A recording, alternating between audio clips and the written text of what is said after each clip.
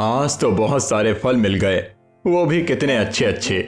काश मैं भी कोई काम कर पाता और थोड़े पैसे कमा पाता, तो मैं भी स्वादिष्ट स्वादिष्ट भोजन खरीद पाता और आनंद उठा पाता। लेकिन क्या कर सकते हैं, मेरे मनहूस होने की वजह से मुझे तो गांव से ही निकाल दिया गया है कि मंदिर में जाकर प्रसाद चढ़ा लूं। पता नहीं मुझे मंदिर गए कितने दिन हो गए हैं, अभी तक शायद गांव के सभी लोग उठे नहीं होंगे। मुझे जल्दी जाकर भगवान के दर्शन कर लेने चाहिए। ऐसा कहते ही श्याम थोड़े फल लेकर गांव के मंदिर की ओर जाने लगा। लेकिन जाते जाते अचानक से ही मुखिया मिल जाता है और श्याम को देख लेता है। छी छी छी छी छी, हे भगवान, ये सुबह सुबह किस मनहूस की शक्ल दिख गई। अब पता नहीं मेरे साथ आज क्या बुरा होगा। अरे ओ मनहूस, तुझे कितनी बार कहा है कि इस गांव में आना तो दूर, तू इस गांव को देखेगा तक नहीं। पर तुझ जैसे बेवकूफ के दिमाग में ये बात घुसे तब ना। पर मुखिया जी, मैं तो यहाँ बस मंदिर में भगवान की पूजा करने और उन्हें ये फल चढ़ाने जा रहा था। क्या तू क्या चाहता है कि मंदिर भी बर्बाद हो जाए? तेरे मंदिर जाने से भला किसका भला होगा? लेकिन अगर तू मंदिर ना जाए तो पूरे गांव का भला होगा। इसीलिए यहाँ से चला जा और याद रखना, अगर फिर मैंने तुझे इस गांव के आसपास भी देखा तो सोच लेना, इस गांव से क्या इस राज्य में भी तू कहीं नहीं रह पाएगा। पर मुखिया जी, मैं तो बस एक बार भगवान के दर्शन करना चाहता हूँ, उसके बाद मैं यहाँ से चला जाऊंगा। लगता है तू ऐसे नहीं मानेगा।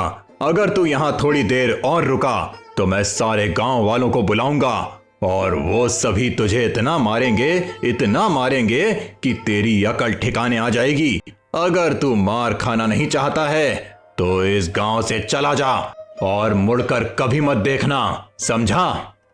मुखिया जी के ऐसा कहने से श्याम को मजबूरन उस गांव से जाना पड़ता है।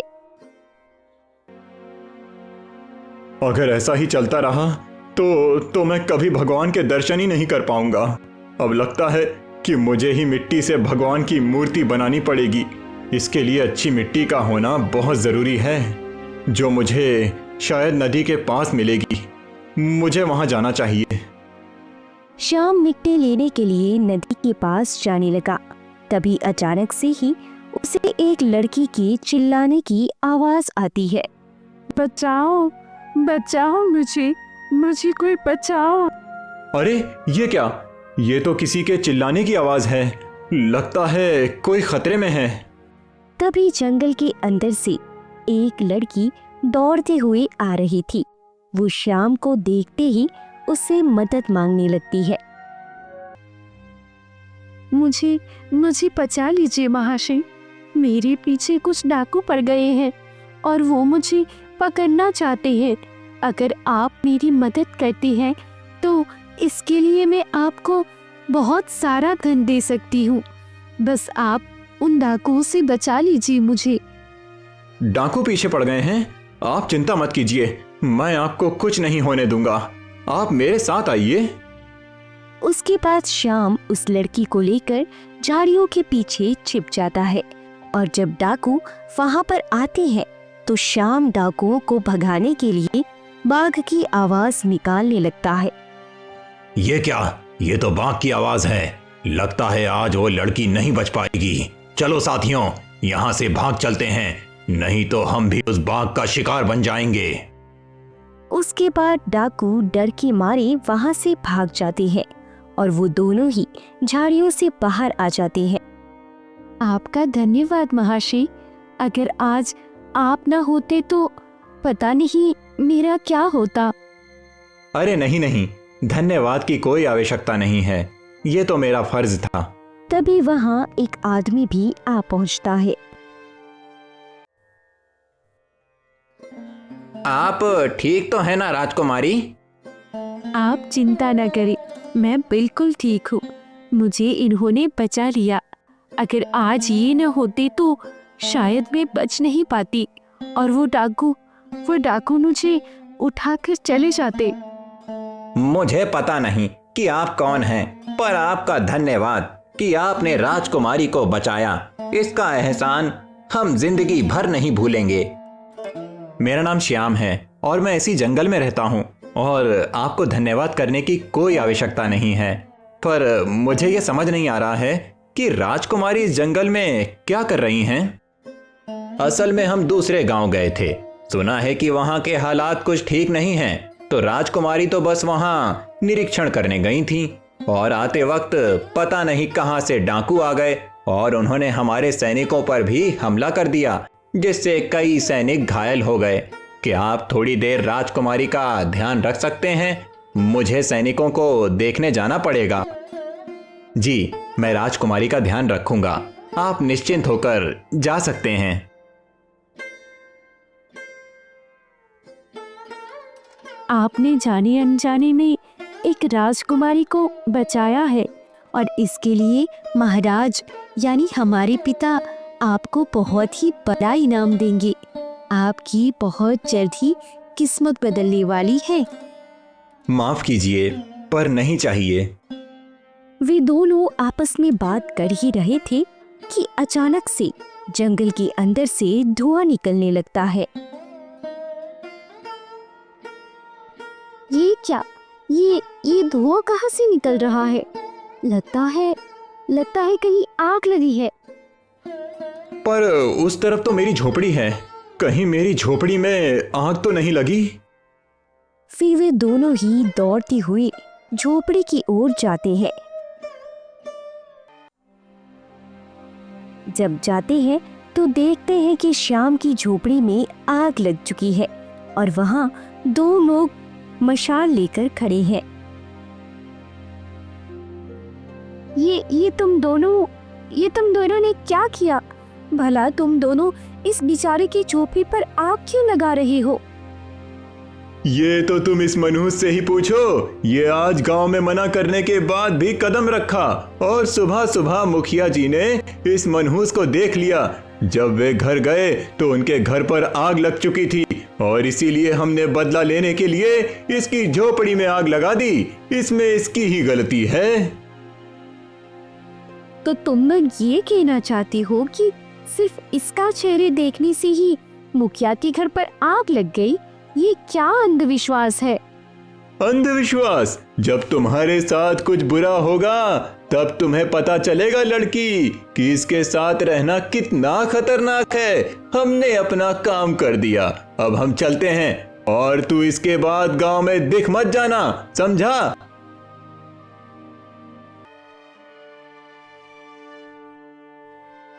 श्याम, ये तो सच में बहुत ही बुरा हुआ है, पर तुम चिंता मत करना। मैं यहाँ की राजकुमारी होने के नाते ये साबित कर दूंगी कि तुम कोई मनहूस नहीं हो और मनहूस जैसी कोई चीज होती ही नहीं है। तुम देख लेना। अच्छा, अब मैं चलती हूँ, तुम अपना ध्यान रखना। शायद मुझे कभी भी उस गांव में नहीं जाना चाहिए था। अगर मैं आज उस गांव में ना गया होता तो शायद आज मेरी झोपड़ी ना जलती। पर जो हो गया सो हो गया, अब मुझे फिर से झोपड़ी बनानी पड़ेगी। चल श्याम, शुरू हो जा, इस बार पहले से भी अच्छी झोपड़ी बनानी है। उसके बाद श्याम अपनी झोपड़ी को फिर से बनाने लगा और अगले दिन तक उसने अपनी झोपड़ी बना ली।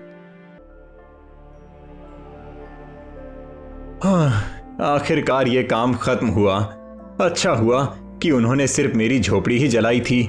झोपड़ी बनाना तो कितना आसान है, पर अगर उन्होंने मुझे इस राज्य से निकाल दिया होता तो पता नहीं मेरा क्या होता। सही कहा तुमने, शायद झोपड़ी बनाना तो तुम्हारे लिए बहुत ही आसान है और इसीलिए तुमने जो किया उसकी इतनी छोटी सजा तो नहीं हो सकती ना। मैं कुछ समझा नहीं मुखिया जी, आप क्या कहना चाहते हैं? अभी समझाता हूं। तुम्हें तो याद ही होगा कि हमने तुम्हें गांव आने से मना कर दिया था, फिर भी तुम कल सुबह गांव आए। तुमने पंचायत के आदेश का उल्लंघन किया और तुम्हारी वजह से मेरे घर में आग भी लग गई और वो घर के अंदर का सारा कीमती सामान जलकर राख हो गया। पर मुखिया जी, मैंने घर में आग नहीं लगाई। तुमने आग नहीं लगाई है, पर तुम्हारी मनहूस शक्ल देखने की वजह से मेरे घर में आग लग गई और इसका भुगतान तो तुम्हें करना पड़ेगा। पर मुखिया जी, मेरे पास इतना धन नहीं है कि मैं आपके नुकसान की भरपाई कर सकूं। मैं तुमसे धन की मांग नहीं कर रहा हूं। हमने कल बहुत ही सोच विचार किया और फिर इस नतीजे पर आए हैं कि तुम हमारे गांव के लिए और इस राज्य के लिए खतरा हो, जिस कारण अब तुम्हें ये राज्य छोड़कर जाना होगा। पर मुखिया जी, अगर आप मुझे इस राज्य से निकाल देंगे तो मैं कहां जाऊंगा? दया करो मुखिया जी, मैं वादा करता हूं कि मैं आज के बाद कभी भी उस गांव में नहीं जाऊंगा। मेरा विश्वास कीजिए मुखिया जी। हमने तुम्हें एक मौका दिया था जिसे तुमने गवा दिया है। अब हम तुम्हें इस राज्य में एक क्षण भी नहीं रुकने दे सकते। इसीलिए अच्छा यही होगा कि तुम चुपचाप इस गांव से निकल जाओ। पर मुखिया जी। गांव वालों और श्याम के बीच बहस चल ही रही थी कि तभी वहां दो सैनिक आ जाते हैं। तुम में से श्याम कौन है? ये जो आपके सामने मनहूस खड़ा है, यही श्याम है। अच्छा, तो आप हैं श्याम, हमारे साथ चलिए, आपको राजमहल बुलाया है। देखा श्याम, तुम्हारी मनहूसियत तो राजमहल तक पहुंच गई है। हम तो फिर भी तुम्हें यहां से जाने दे रहे थे, लेकिन लगता है कि तुम्हारी वजह से कुछ बहुत बुरा हुआ है, जिस वजह से महाराज ने तुम्हें महल बुलाया है। मुझे तो लगता है कि तुम्हें तुम्हारी मनहूसियत के लिए जरूर फांसी की सजा देने वाले हैं। अरे नहीं नहीं, आप गलत समझ रहे हैं। इन्होंने कुछ नहीं किया है। इन्हें तो महल इसलिए बुलाया जा रहा है क्योंकि राजकुमारी ने इन्हें अपने वर के रूप में चुना है और इनसे विवाह करना चाहती हैं। ये क्या बकवास कर रहे हैं? ये मनहूस और राजकुमारी का होने वाला पति। मैं कोई बकवास नहीं कर रहा हूँ, ये सच है। अब आप चलिए श्याम, आपको जल्दी से जल्दी राजमहल बुलाया गया है। जी चलिए।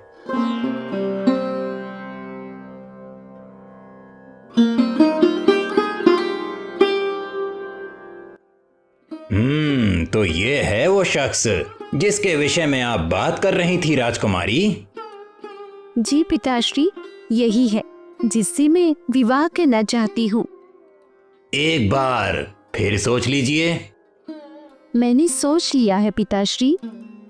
महाराज बिल्कुल उचित कह रहे हैं राजकुमारी। एक बार पुनः सोच लीजिए, क्योंकि शायद आपको पता नहीं होगा, ये श्याम एक मनहूस है। मुझे ये बात भली भांति पता है मुखिया जी। क्या कहा? पता है? तो फिर आप इससे विवाह क्यों करना चाहती हैं? क्योंकि मैं अंधविश्वास में नहीं मानती मुखिया जी। श्याम एक मनहूस है, ये एक अंधविश्वास है, इसके अतिरिक्त और कुछ नहीं। और इस राज्य की राजकुमारी होने के नाते इस अंधविश्वास को खत्म करना मेरी जिम्मेदारी है। आप गलत सोच रही हैं राजकुमारी। ये कोई अंधविश्वास नहीं है। ये श्याम जिसके भी साथ रहता है, उसके साथ कुछ ना कुछ अवश्य बुरा होता है। अभी भी वक्त है, आप इसे इस राज्य से निष्कासित कर दीजिए, अन्यथा ये एक दिन हमारे राज्य के लिए बहुत ही बड़ा संकट बन सकता है। ये सच नहीं है मुखिया जी। आपने कहा कि श्याम जिसके भी साथ रहते हैं उसके साथ कुछ न कुछ बुरा जरूर होता है, परंतु वो श्याम ही है जिसके कारण मेरी जान बची थी। आपकी जान बचाई थी? हम कुछ समझे नहीं। जब हम जंगल से महल आ रहे थे तभी कुछ डाकू हाथ धोकर हमारे पीछे पड़ गए थे, जिसके बाद श्याम ने अपनी सूझबूझ से हमें बचा लिया, अन्यथा आज हम आप सबके सामने नहीं होते। अगर ये सच में मनहूस होते तो हमें तो इससे भी बड़ी संकट में फंसना चाहिए था ना। पर इनसे मिलने से तो संकट आने की बजाय संकट तो टल गया। ये आप क्या कह रही हैं राजकुमारी जी? हमें तो अभी भी विश्वास नहीं हो रहा है। आप एक बार पुनः सोच लीजिए राजकुमारी, कहीं लेने के देने न पड़ जाएं। हमने सोच लिया है, अब जो होगा देखा जाएगा। तो ठीक है श्याम, आज से तुम हमारे साथ हमारे राजमहल में रहोगे। उसके बाद मुखिया और सारे गांव वाले वहां से चले जाते हैं और महाराज भी। अच्छा सुनिए राजकुमारी जी, आपने ऐसा क्यों किया? हम तो बस आपका ऋण उतारना चाहते हैं। बस अपने उन डाकुओं से हमारी जान बचाई थी, अब हमारी बारी है। पर राजकुमारी, अगर मेरे यहाँ होने से कुछ बुरा हुआ तो? आप इतना मत सोचिए, ऐसा कुछ नहीं होगा। आप भरोसा रखिए, बस आज का दिन किसी तरह पार हो जाए, उसके बाद आपके सर से मनहूस होने का दाग मिट जाएगा। राजकुमारी के ऐसा कहने के बाद से श्याम बहुत ही बेचैन हो गया और रात भर वह सो नहीं पाया। पूरे एक दिन बीत जाते हैं पर कुछ भी बुरा नहीं होता और अगले दिन फिर से मुखिया गांव वालों के साथ आ जाता है। देखा मुखिया जी, मैंने कहा था ना कि श्याम मनहूस नहीं है। देखिए, अब पूरे एक दिन गुजर चुके हैं और ऐसा कुछ नहीं हुआ जिससे आप श्याम को मनहूस कह सकते हैं। पर मुझे अब भी इस मनहूस पर भरोसा नहीं है। जब ये अनाथ आश्रम में था तो इसके 12 वर्ष हो जाने के बाद अनाथ आश्रम बंद हुआ। इसीलिए मेरा मानना यह है कि भले ही आज कुछ नहीं हुआ पर आगे भी कुछ नहीं होगा। क्या आप ये दावे के साथ कह सकती हैं? बस मुखिया जी, बहुत हो गया। मुझे विश्वास नहीं हो रहा है कि आप एक गांव के मुखिया होकर इन सब बातों पर विश्वास करते हैं। आप भला किसी को भी मनहूस कैसे कह सकते हैं? और इसने तो मेरी पुत्री की जान बचाई है। चाहे कुछ भी हो जाए, मैं इसे मनहूस कभी नहीं मानने वाला। पर महाराज, आप बात को समझ नहीं रहे हैं। दोनों के बीच बहस चल ही रही थी कि अचानक से एक सैनिक आता है और कहता है, अनर्थ हो गया महाराज, अनर्थ हो गया। अनर्थ हो गया? क्या अनर्थ हो गया? महाराज, किसी चोर ने राजमहल के राजकोष से बहुत सारा धन चुरा लिया महाराज। ये क्या बोल रहे हो? भला इतने सैनिकों के होते हुए कोई राजकोष को हाथ भी कैसे लगा सकता है? देखा महाराज, मैंने कहा था ना, ये श्याम मनहूस है। अब हो गया ना साबित। जिस राजकोष को कोई हाथ लगाने के बारे में सोच भी नहीं सकता, उसी राजकोष की चोरी हो गई, वो भी तब जब श्याम आपके राजमहल में आया। ये इत्तेफाक तो नहीं हो सकता है ना महाराज? ये आप क्या कह रहे हैं? आप भला चोर ने चोरी की, उसमें श्याम की क्या गलती? श्याम की बस इतनी सी गलती है कि वो इस राजमहल में आया जिससे राजमहल में चोरी हुई। क्योंकि श्याम एक मनहूस इंसान है, वो जहां भी जाता है वहां कुछ ना कुछ बुरा अवश्य होता है। आप ये समझ नहीं पा रही हैं। मैं ये बात मानना तो नहीं चाहता हूं, पर ये सारी घटनाएं इसी तरफ इशारा कर रही हैं कि श्याम एक मनहूस है। पिताजी, आप भी? माफ करना पुत्री, पर मुखिया जी उचित कह रहे हैं। अगर श्याम मनहूस नहीं है तो इसके आने के बाद ही राजकोष की चोरी क्यों हुई? इसके आने से पहले क्यों नहीं? हो सकता है कि ये बस एक इत्तेफाक हो और कुछ नहीं। जो भी हो, पर हम और खतरा नहीं उठा सकते। श्याम, तुमने हमारी पुत्री के प्राण बचाए हैं और इसीलिए मैं तुम्हारा ऋणी रहूंगा। पर अब तुम्हें यहां से जाना होगा। नहीं पिताजी, ये गलत है। आप सब ऐसा कैसे कर सकते हैं? अगर आप सबको सच में लगता है कि श्याम मनहूस है और राजमहल में कुछ बुरा इसलिए हुआ क्योंकि श्याम यहाँ आया था, तो ठीक है, मैं श्याम के साथ उसकी कुटिया में अकेले पूरा दिन बिताऊंगी। फिर देखते हैं कि मेरे साथ क्या बुरा होता है। नहीं पुत्री, तुम ऐसा नहीं कर सकती हो। इसमें बहुत ही खतरा है। मैं तुम्हें ऐसा नहीं करने दूंगा। पिताजी, आप मुझे कृपया करके मत रोकिए। श्याम का मुझ पर बहुत बड़ा एहसान है। आप भरोसा रखिए, मुझे कुछ नहीं होगा। उसके बाद श्याम राजकुमारी के साथ जंगल चला गया अपनी झोपड़ी में। मुझे क्षमा कीजिएगा राजकुमारी, मेरी वजह से आपको इतना कुछ करना पड़ रहा है। इसमें क्षमा कैसी? मैं समझ सकती हूँ कि आप पर क्या बीती होगी। रोज सबके ताने सुनना, गांव न जा पाना, अकेले रहना, ये सब तकलीफों के सामने तो हमारी तकलीफ तो कुछ भी नहीं है।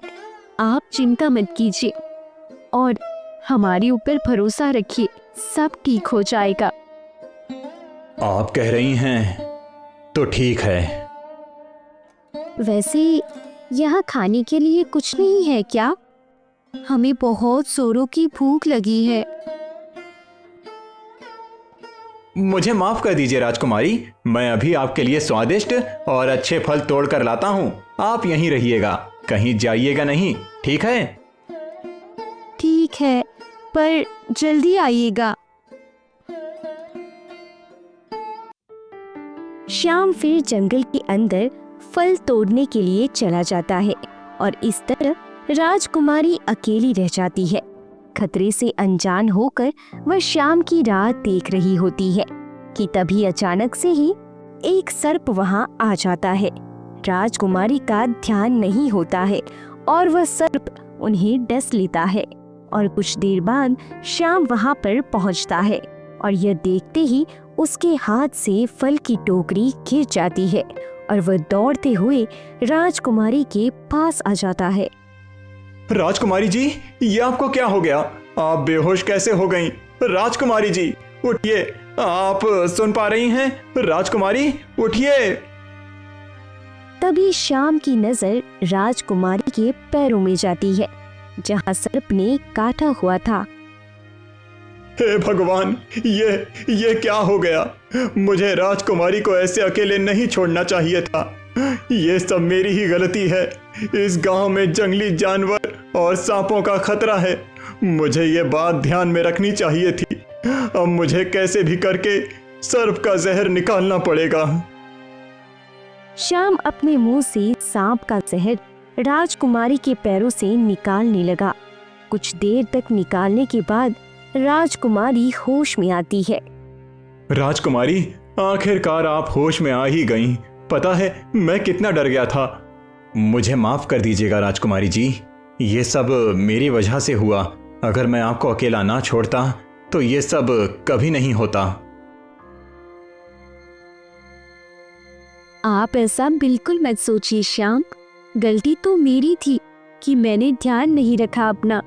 मुझे समझना चाहिए था कि ये जंगल है और यहाँ कुछ भी हो सकता है, पर कुछ भी हो आपने फिर से मेरी जान बचाई है।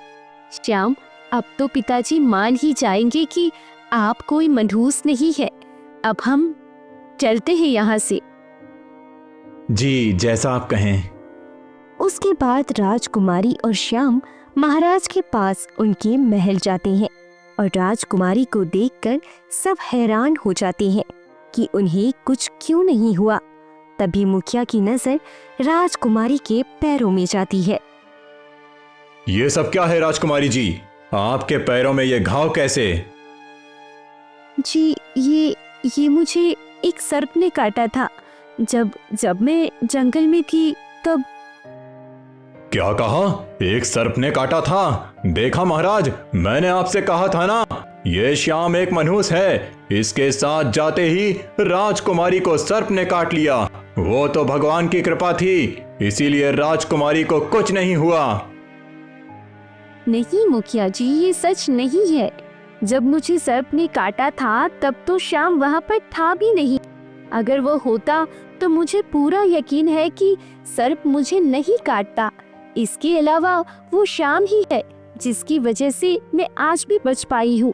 श्याम ने ही मेरे पैरों से जहर निकालकर औषधि लगाई, जिससे मैं स्वस्थ हो पाई। भले ही श्याम ने आपको बचाया हो, पर सर्प ने आपको इसीलिए काटा क्योंकि आप श्याम के साथ गई थी, इस मनहूस के साथ। आप अब भी समझ नहीं पा रहे हैं मुखिया जी। समझ तो आप नहीं पा रही हैं। मुखिया जी बिल्कुल उचित कह रहे हैं। माफ कीजिएगा, पर अब हम आपकी बात नहीं मान सकते। श्याम, तुमने हमारी पुत्री की जान बचाई थी उन डाकुओं से, इसके लिए हम तुम्हारे ऋणी हैं। पर तुम्हारी ही वजह से राजकोष की चोरी हुई और राजकुमारी को सर्प ने भी डसा। इसीलिए हम ये आदेश देते हैं कि तुम अब इस राज्य में नहीं रह सकते हो। तुम हमारे राज्य के लिए एक खतरा हो और इसके लिए तुम्हें हम इसी वक्त राज्य से निकलने का आदेश देते हैं। नहीं पिताजी, ऐसा मत कीजिए। आप किसी निर्दोष के साथ ऐसा नहीं कर सकते। वो तो शुक्र मनाइए कि श्याम ने आपकी जान बचाई थी, इसीलिए हम इन्हें जाने दे रहे हैं, अन्यथा इसे हम फांसी की सजा दे देते। श्याम, उम्मीद है कि तुम हमारे फैसले का मान रखोगे और इस राज्य में मुड़ के कभी नहीं देखोगे। जी महाराज, मैं समझ गया और आपका धन्यवाद मुझे जाने देने के लिए। नहीं नहीं, रुकिए श्याम, मैं आपको यहाँ से जाने नहीं दूंगी, चाहे कुछ भी हो जाए। कोई बात नहीं राजकुमारी, वैसे भी मैं अकेला ही रहता आया हूँ। मेरे साथ आज तक कुछ अच्छा नहीं हुआ, पर अब आप अपना ध्यान रखिएगा, क्योंकि अब मैं नहीं आ सकता आपको बचाने के लिए। अच्छा, तो अब मुझे चलना चाहिए। किस्मत ने चाहा तो हम फिर मिलेंगे। राजकुमारी श्याम की बातों को सुनकर भावुक हो जाती है और रोने लगती है और श्याम उस समय राज्य से चला जाता है, हमेशा हमेशा के लिए। और उसके 1 महीने बाद कितना अच्छा लग रहा है। ऐसा लग रहा है जैसे कितनी शांति हो गई है उस मनहूस के जाने के बाद। सही कह रहे हैं मुखिया जी, अब पूरे 1 महीने गुजर चुके हैं पर अभी तक कुछ भी बुरा नहीं हुआ। मुझे तो लगता है कि उसे पहले ही यहाँ से भगा देना चाहिए था। सही कह रहे हो मित्र, अगर मैंने ऐसा पहले ही कर दिया होता तो कम से कम मेरा घर तो नहीं जलता। वे दोनों ही आपस में बात कर ही रहे थे कि अचानक राजमहल से एक घोषणा आती है। सुनो सुनो सुनो, सभी को सूचित किया जाता है कि अब सब 1 महीने के लिए भोजन की व्यवस्था कर लें, क्योंकि बहुत ही जल्द युद्ध होने वाला है। दूसरे राज्य के राजा ने युद्ध की घोषणा की है, जल्दी ही युद्ध होगा और इसीलिए कुछ दिनों तक आप सभी को घर में ही रहना पड़ेगा या गांव छोड़कर जाना भी पड़ सकता है, तो अपना और अपने परिवार का ध्यान रखें। सुनो सुनो सुनो। अरे ये क्या मुखिया जी, युद्ध होने वाला है, वो भी हमारे पड़ोसी राज्य से। वो तो बहुत ही शक्तिशाली है, क्या हम टिक भी पाएंगे? ये तो सच में बहुत बड़ी मुसीबत है। हमें अभी महाराज के पास जाकर उनसे बात करनी पड़ेगी। मुखिया और गांव के कुछ लोग महाराज के पास जाते हैं। प्रणाम महाराज, ये क्या सुन रहे हैं? पड़ोसी राज्य हम पर हमला करने वाला है। आपने सही सुना है मुखिया जी, हमने उनसे संधि करने की भी कोशिश की, परंतु वो नहीं माने और उन्होंने युद्ध की घोषणा भी कर दी। हमें तो ये डर है कि हम हार ना जाएं, क्योंकि उनकी सेना हमारी सेना से 5 गुना बड़ी है और उनके पास हमसे ज्यादा हथियार और हाथी घोड़े भी हैं। 5 गुना बड़ी सेना? तब तो हम किसी भी हाल में नहीं जीत सकते महाराज। ये क्या हो गया? अब हमारा क्या होगा? ये तो बहुत ही बड़ी मुसीबत है। ये तो आपके घर जलने से, राजकोष की चोरी होने से और हमें सर्प के डसने से भी बहुत बड़ी मुसीबत है। पर अब तो श्याम ही है, नहीं तो फिर ऐसा कैसे हो गया मुखिया जी? मैं कुछ समझा नहीं राजकुमारी जी। आप इतने भी मासूम मत बनिए मुखिया जी। आपने गांव में होने वाले, राजमहल में होने वाले और मेरे साथ जो जो हुआ उन सब का आरोप आपने बेचारी श्याम पर लगा दिया कि वो मनहूस है। पर अब तो वो है ही नहीं और इतनी बड़ी समस्या आ गई। तो मैं बस इतना जानना चाहती हूँ कि अब आप सब इस युद्ध का इल्जाम किस पर लगाने वाले हैं और किसे मनहूस कहने वाले हैं? देखिए, मैं आपकी बात समझ रहा हूँ कि आप क्या कहना चाहती हैं, पर अभी इस समय ये सब बात सोचने का समय नहीं है। हमें जल्दी ही कुछ करना पड़ेगा, अन्यथा ये राज्य दूसरे राज्य के राजा के पास चला जाएगा। सभी लोग युद्ध की बात से बहुत डर गए थे और परेशान हो गए थे और उन्हें समझ नहीं आ रहा था कि वो क्या करें। तभी एक सैनिक आता है। प्रणाम महाराज, एक दूत आया है दूसरे राज्य के राजा का संदेश लेकर, और वो आपसे मिलना चाहता है। एक दूत आया है, उसे जल्दी अंदर भेजो।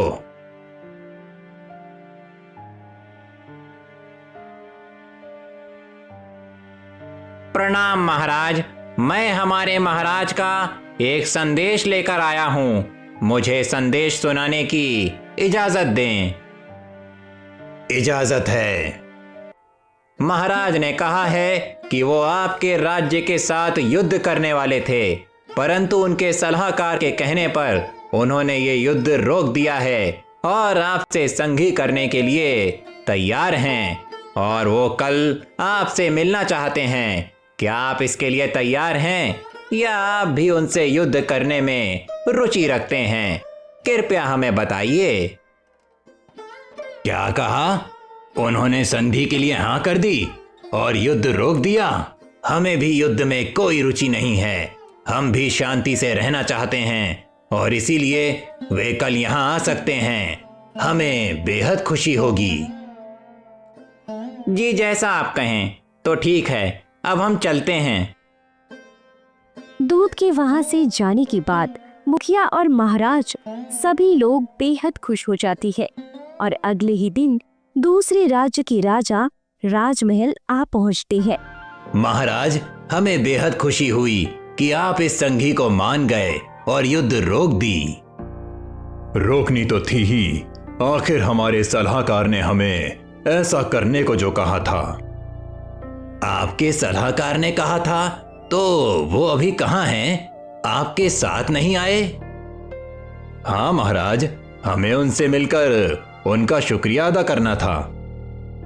हमने उनसे बहुत कहा, पर पता नहीं क्यों वो यहाँ नहीं आना चाहते थे। उन्होंने आने से मना कर दिया। बस इतना कहा कि कुछ भी हो जाए पर युद्ध ना हो। अच्छा, ऐसी बात है। अच्छा, तो कोई बात नहीं। जब हम आपके राज्य जाएंगे तो उन्हें शुक्रिया जरूर कहेंगे। वैसे उनका नाम क्या है? क्या हम ये जान सकते हैं? उनका नाम श्याम है। महाराज के ऐसा कहते ही सारे गांव वाले, मुखिया और महाराज सब चौंक जाते हैं। श्याम नाम है? क्या आप मुझे उनके बारे में और कुछ बता सकते हैं? उनके बारे में उनकी तो जितनी प्रशंसा की जाए उतनी कम है। वो हमें 1 महीने पहले ही मिले थे। जब वो उस राज्य में आए थे उनके पास तो एक आना तक नहीं था। फिर वे हमारे राज्य में काम करने लगे। उनका काम बहुत ही सुंदर था। जो भी काम करते थे वो उत्तम ही करते थे और बहुत ही दयालु भी थे। राज्य में सभी की मदद करते थे बिना किसी स्वार्थ के। क्या उनके वहां होने से किसी भी प्रकार की दुर्घटना नहीं होती थी या किसी के साथ कुछ बुरा? ये आप क्या कह रहे हैं? उल्टा तो जहां भी कुछ बुरा होता था वो वहां उनकी मदद करते थे। क्या आप सच कह रहे हैं? और नहीं तो क्या। एक दिन तो मैं एक निर्दोष को फांसी की सजा देने वाला था, परंतु श्याम ने हमें रोका और उन्होंने अपनी सूझबूझ से असली अपराधी का पता लगाकर उस बेचारे को बचा लिया। और वो पहले व्यक्ति थे जिन्होंने हमसे ऊंची आवाज में बात की थी और कहा था कि हमें किसी को भी बिना सोचे समझे सजा नहीं देनी चाहिए। क्रोध में आकर तो बिल्कुल नहीं। उनकी बुद्धि और हिम्मत को देखते हुए हम काफी प्रसन्न हुए और उन्हें अपना सलाहकार रख लिया। वो तो बहुत ही समझदार और अच्छे इंसान हैं, सबकी मदद करते हैं। पर आप सब ऐसा क्यों कह रहे हैं? हम बताते हैं महाराज कि ये सब ऐसे क्यों कह रही है। उसके बाद राजकुमारी ने महाराज को सारी बात विस्तार से बताई। महाराज ये सुनने के बाद थोड़े क्रोधित हुए और कहा, अब मैं समझा कि वो यहाँ क्यों नहीं आना चाह रहे थे। आप सब किस युग में जी रहे हैं? आप सब अब भी इन अंधविश्वास जैसी चीजों में विश्वास रखते हैं, पर फिर भी आप सबके इतना कुछ करने के बाद भी श्याम ने इस राज्य को बचाया। वो तो सच में एक बहुत बड़े और सच्चे इंसान हैं। मुझे गर्व है कि वो मेरे सलाहकार हैं। अच्छा, तो अब हम चलते हैं और आप सब चिंता मत कीजिएगा। अब श्याम यहाँ कभी नहीं आएंगे। वो आना भी चाहेंगे तो हम उन्हें ऐसी घटिया जगह पर कभी नहीं आने देंगे। महाराज के ऐसा कहते ही वो वहां से चली जाती है और गांव वालों, मुखिया और महाराज को अपनी गलती का एहसास होता है और इसके साथ श्याम का जीवन भी सुधर जाता है और उन सभी को अपनी गलती का एहसास भी होता है, जिससे श्याम के माथे पर लगा मनहूसियत का दाग हमेशा हमेशा के लिए हट जाता है।